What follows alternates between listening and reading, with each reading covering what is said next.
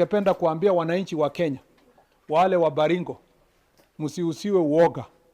Wale wakora kidogo ambao wanajaribu kutusumbua hapa, tuko na dawa yao.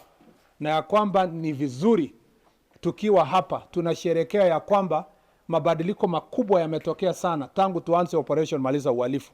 Tumeona ya kwamba sehemu nyingi za Baringo, sehemu nyingi za Elgeyo Marakwet, ya Turkana, ya West Pokot imepata utulivu. Uko Laikipia watu wako mashamba yao wanalima, kwa sababu ile kazi ilifanyika hapa kwa miaka 2 iliyopita imebadilisha maisha na sura ya sehemu hii.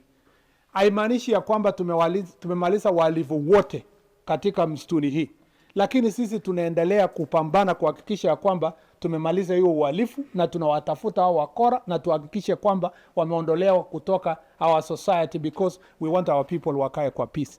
Even then tunataka support ya wananchi, tunataka ile community policing system.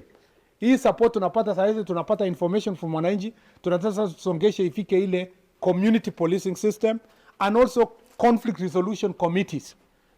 Kama kuna watu wanataka kuja kwa nyasi, tufanye ile inafanyika huko Baringo South constituency, ambao wazee wanakaa chini, wanakubaliana ni nani ako na ng'ombe, anatoka wapi, na amekuja na barua ya chief, anajulikana, anapewa nafasi kula nyasi, akimaliza anarudi penye ametoka. Hiyo ndio itafanya uhusiano nzuri ifanyike upande huu.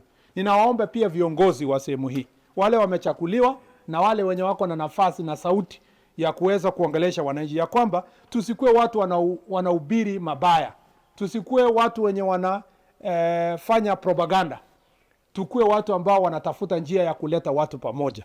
Na ninawaomba viongozi wote, tusiwe watu wa kusema mchana mambo ya amani, lakini usiku tunapanga mambo mabaya. Tunajua na tunawaomba tufanye kazi pamoja, tufanye kazi ya kuleta watu wetu pamoja.